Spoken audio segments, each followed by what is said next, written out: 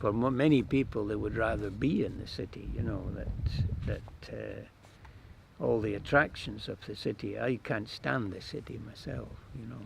It's, but, you know, we have a good life here.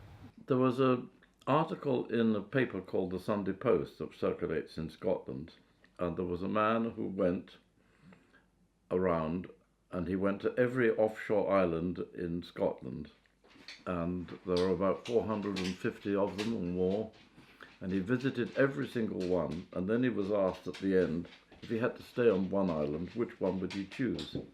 And he said, I would choose Colonsay.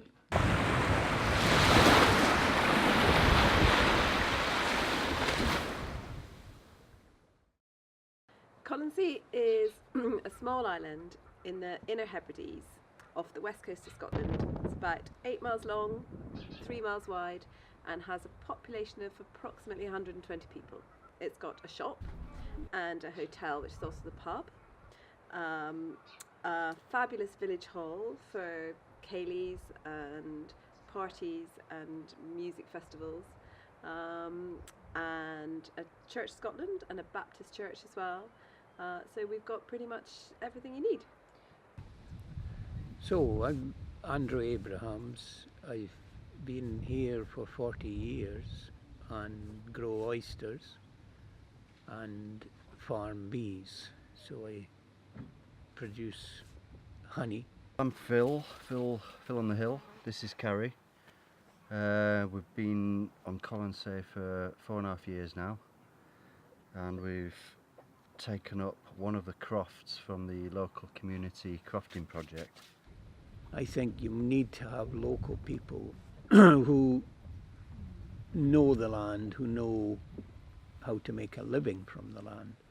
The different people that live on the island and the friendships and connections you have, is that an important aspect of living here? Absolutely, yeah, it's very important, very important. Oh, it's vital, you know, it's such a small community and a tight-knit community. There would be stuffed without each other. It is a really nice sense of community. Great thing about Colonsay is it's a classless society. Everybody is on equal terms. Biggest challenge is to get young people, more young people. Housing's a big problem. Ferries sometimes don't sail because of the weather. The weather, yeah, the weather in the winter is hard, is difficult. Last winter was a severe winter. Last winter was the worst winter that I can remember in the whole time I've been here. Of wind, rain, gales. You know, the winter's a different bag. It's pure survival. You know, life on the edge and all that. Well, I find that people say it's remote and all that. And I don't, it can't be remote if you've got a boat nearly every day. I mean, so the boats are broken down just now, but on a normal basis. We don't have the convenience of a town on our doorstep. You know, if you need something, you've got to send off for it, or you've got to fix what you've got. You know, you've got to improvise living here. Yeah, that's true. And that's the biggest difference, really. You've got to think on your feet. I think it makes you a better person at the end of the day, you know.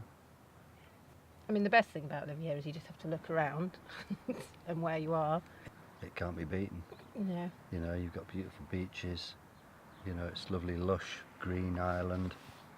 You've got all the wildlife, and you know, we're seeing things on a day-to-day basis that people sometimes don't see their whole lives. I mean, you know, I'm sure it's some people's worst nightmare Yeah. being cut off from civilization like this. Yeah. Even though you're only sort of 35 miles away from the mainland, you can't swim it.